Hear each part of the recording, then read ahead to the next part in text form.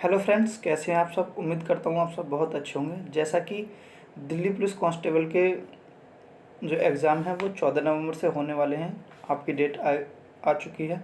Correct 1 महीना बचा है और उसके लिए कंप्यूटर आना है। 10 नंबर का कंप्यूटर आएगा। तो कंप्यूटर के कुछ क्वेश्चन जो कि प्रीवियस ईयर में आए हैं, कंप्यूटर के सामान्य परिचय से लेकर मैं आपके सामने हाजिर हूँ।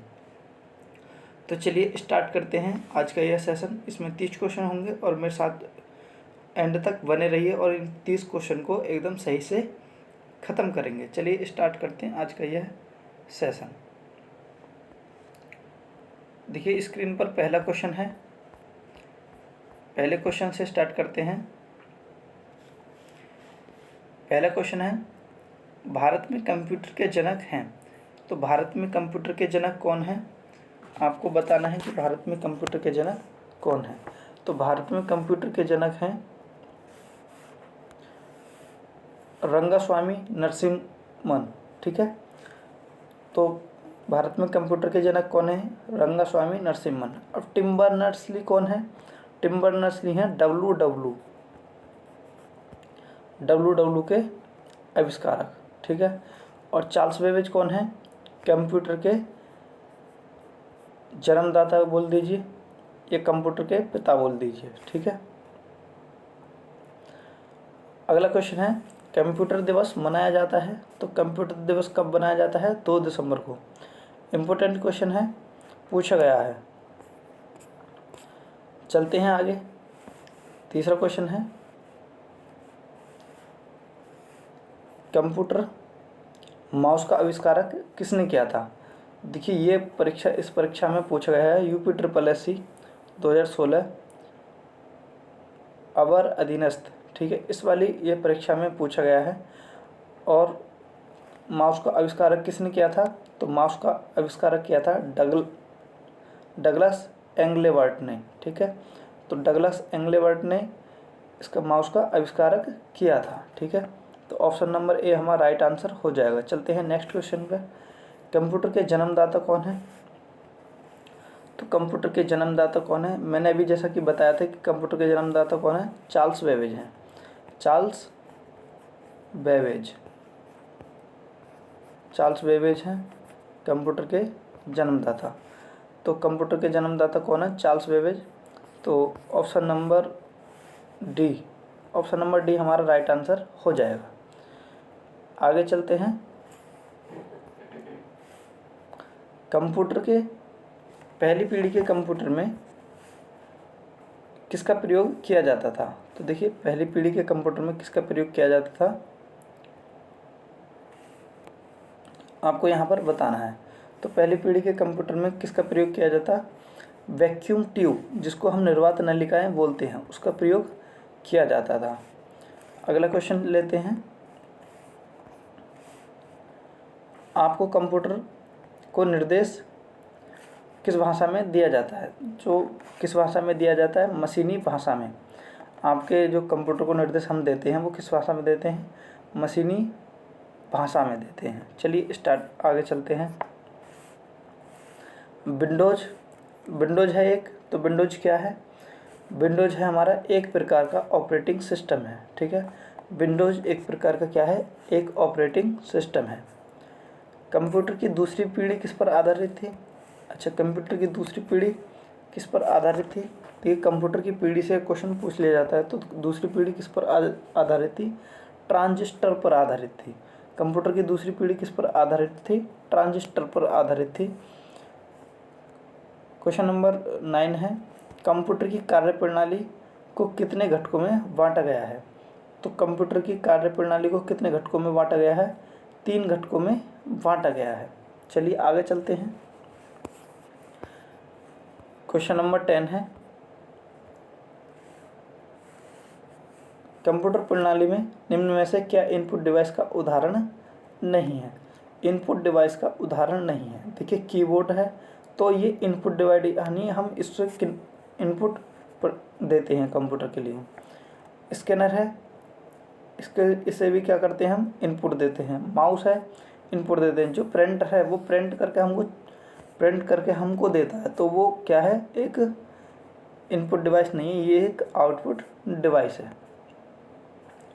आगे चलते हैं, देखते हैं क्वेश्चन नंबर 11 है, कंप्यूटर प्रणाली में ALU का तात्पर्य क्या है। देखिए ALU का तात्पर्य है अर्थमेटिकल एंड लॉजिकल यूनिट। तो ALU का क्या तात्पर्य है, अर्थमेटिकल एंड लॉजिकल यूनिट। ठीक है, आगे चलते हैं, अगला क्वेश्चन है, टेम्पोररी मेमोरी कहलाती है। टेम्पोररी मेमोरी कौन सी कहलाती है, टेम्पोररी मेमोरी कहलाती है हमारी रैम। टेम्पोररी मेमोरी कौन सी कहलाती है, टेम्पोररी कहलाती है हमारी रैम, जिसको बोलते हैं हम random access memory, random access memory. ठीक है, चलिए आगे चलते हैं, अगला क्वेश्चन है क्वेश्चन नंबर 13, ऐसी सूचना जो कंप्यूटर सिस्टम में किसी बाहरी सोर्स से आती है वह कहलाती है। किसी बाहरी सोर्स से आती है वह क्या कहलाती है, तो वह कहलाती है हमारी इनपुट। ठीक है, कंप्यूटर में किसी बाहरी सोर्स से आती है वह सूचना क्या कहलाती है, हमारी इनपुट। आगे चलते हैं, देखिए ASCII ASCII का विस्तारित रूप क्या है, इसका पूरा नाम पूछ लिया है। तो इसका पूरा नाम होता है A for American, S for standard, C for code, I for information और 4 interchange, American standard code for information interchange. ठीक है, तो ऑप्शन 14 का क्वेश्चन हो जाएगा American standard code for information interchange. तो ऑप्शन नंबर डी हमारा राइट आंसर हो जाएगा। चलिए आगे चलते हैं, कंप्यूटर प्रणाली में निम्न में से सबसे अधिक संग्रह क्षमता किसकी होती है। सबसे अधिक संग्रह क्षमता बतानी है हमको किसकी होती है, क्या बाइट की होती है, क्या किलोबाइट की होती है, गीगाबाइट की होती है, नहीं गीगाबाइट से भी बड़ी चीज़ है टेराबाइट। तो सबसे अधिक क्षमता किसकी होती है, टेराबाइट की होती है। ठीक है, आगे चलते हैं, क्वेश्चन नंबर 16, यह किसी भी कंप्यूटर सिस्टम का ब्रेन मस्तिष्क कौन कहलाता है। तो किसी भी कंप्यूटर का ब्रेन या मस्तिष्क कौन कहलाएगा, CPU कहलाएगा। ठीक है, तो ऑप्शन नंबर बी हमारा राइट आंसर हो जाएगा। आगे चलते हैं, कंप्यूटर के अंतर्गत एक बाइट में कितने बिट्स होते हैं। तो यहाँ पे पूछा है कितने बिट्स होते हैं, कंप्यूटर के अंतर्गत एक बाइट्स में कितने बिट्स होते हैं। तो एक बाइट्स में होते हैं हमारे 8 बिट्स। ठीक है, तो एक बाइट्स में कितने बिट्स होते हैं, 8 बिट्स होते हैं। आगे चलते हैं, क्वेश्चन नंबर 18, क्वेश्चन पढ़ लीजिए पहले, कृत्रिम बुद्धिमत्ता कंप्यूटर का किस पीढ़ी से संबंधित है। कृत्रिम बुद्धिमत्ता कंप्यूटर का किस पीढ़ी से संबंधित है। तो कृत्रिम बुद्धिमत्ता को कहेंगे आर्टिफिशियल इंटेलिजेंस। ठीक है, AI हमारा किससे संबंधित है, तो AI हमारा किससे संबंध है, क्या पहली पीढ़ी से है, क्या दूसरी से है, क्या 5वीं से है, क्या 7वीं से है। तो 5वीं से है हमारा, किससे है, 5वीं से, क्योंकि 4 पीढ़ी हैं वो कंप्यूटर की, जो आने वाला है वो आर्टिफिशियल इंटेलिजेंस यानी 5वीं पीढ़ी के कंप्यूटर होंगे। अब आते हैं क्वेश्चन नंबर 19, माइक्रो प्रोसेसर युक्त कंप्यूटर किस पीढ़ी के हैं। तो माइक्रो प्रोसेसर युक्त कंप्यूटर किस पीढ़ी के हैं, चौथी पीढ़ी के। किस पीढ़ी के हैं, चौथी पीढ़ी के। तो ऑप्शन नंबर बी हमारा राइट आंसर हो जाएगा। क्वेश्चन नंबर 20 पर चलते हैं, कंप्यूटर अपने परिणामों को भविष्य हेतु सुरक्षित रखता है। तो कंप्यूटर अपना परिणामों को भविष्य हेतु सुरक्षित किस में रखता है, मेमोरी में सुरक्षित रखता है। किस में, मेमोरी में। तो ऑप्शन नंबर बी हमारा राइट आंसर हो जाएगा। चलते हैं नेक्स्ट क्वेश्चन पर, कंप्यूटर प्रणाली में CD-ROM द्वारा क्या दर्शाया जाता है। CD-ROM का पूरा नाम है compact disc read only memory. ठीक है, CD-ROM का पूरा नाम क्या है, compact disc read only memory. ठीक है, तो कंप्यूटर प्रणाली में CD-ROM द्वारा क्या दर्शाया जाता है। तो CD-ROM द्वारा दर्शाया जाता है ऑप्टिकल डिस्क। CD-ROM द्वारा क्या दर्शाया जाता है, ऑप्टिकल डिस्क दर्शाया जाता है। चलिए आगे चलते हैं, कंप्यूटर में डाटा का किस रूप में भंडारण होता है? तो कंप्यूटर का डाटा में किस रूप में भंडारण होता है? बाइनरी। बाइनरी के रूप में कंप्यूटर का भंडारण हमारा होता है। किसमें?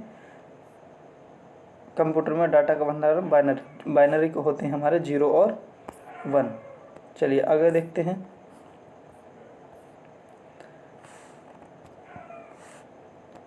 अगला क्वेश्चन है,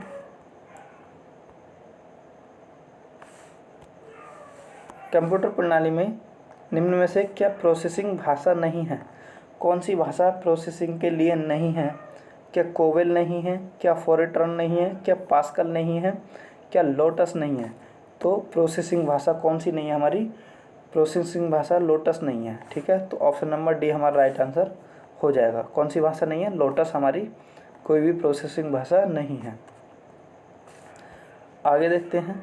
चलिए अगला क्वेश्चन है क्वेश्चन नंबर 24, इसको भी देख लेते हैं। किसी कंप्यूटर की परमानेंट मेमोरी क्या कहलाती है? किसी कंप्यूटर की जो परमानेंट मेमोरी होती है उसको क्या कहते हैं? उसको क्या रैम कहते हैं? क्या CD रोम कहते हैं? क्या रोम कहते हैं? क्या CPU कहते हैं? तो किसी कंप्यूटर की परमानेंट मेमोरी को कहते हैं रोम, रीड ओनली मेमोरी। किसी कंप्यूटर की परमानेंट मेमोरी को कहते हैं रोम कहते हैं। ठीक है। 1 गीगाबाइट कितने मेगाबाइट बाइनरी के बराबर है? 1 गीगाबाइट जो है जो कितने मेगाबाइट बाइनरी के बराबर है? तो इसमें बताना है, तो ये कितने के बराबर है? 1024 के। ठीक है, अगला चलते हैं। भारत का पहला सुपर कंप्यूटर कौन सा है? तो क्वेश्चन नंबर 26 है, भारत का पहला सुपर कंप्यूटर कौन सा है? तो आप सभी को पता होगा, और नहीं पता तो इसमें देख लीजिए। भारत का पहला सुपर कंप्यूटर है परम। आगे चलते हैं क्वेश्चन नंबर 27, निम्न में से कौन सा अस्थायी मेमोरी या अस्थिर मेमोरी के रूप में जाना जाता है? कौन सा अस्थायी मेमोरी के रूप में जाना जाता है? RAM, random access memory. क्या है? Random access memory. कभी कभी इनकी पूरा नाम भी पूछ लेता है। ठीक है,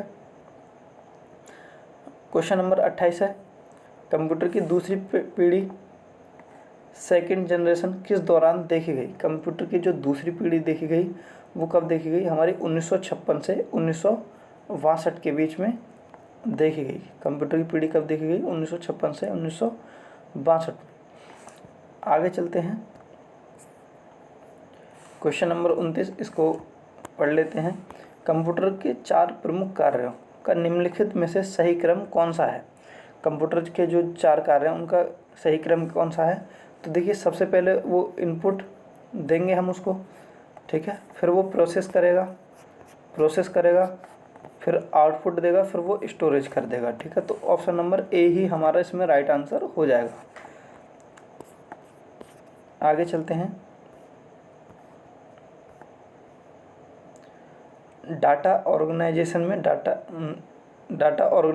डाटा का सही आरोही क्रम क्या है? तो डाटा ऑर्गेनाइजेशन में डाटा का सही आरोही क्रम क्या है? तो देखिए, सबसे पहले बिट आती है, फिर बाइट आती है, bit, byte, field, record, file. देखिए, ऑप्शन नंबर ए ही हमारा क्या हो जाएगा, इसमें राइट आंसर हो जाएगा। चलिए आगे देखते हैं। बहुत ही सिंपल सा क्वेश्चन है, CPU से क्या तात्पर्य है? तो CPU को बोलते हैं central processing unit. Central processing unit. तो सेंट्रल प्रोसेसिंग यूनिट कौन है हमारा? तो सेंट्रल प्रोसेसिंग यूनिट है हमारा ऑप्शन नंबर ए। तो फ्रेंड्स, ये थे कुछ क्वेश्चन जो कि कंप्यूटर के सामान्य परिचय से बनते थे। एक और अगली नई वीडियो लेकर मैं आऊँगा। तब तक के लिए जय हिंद।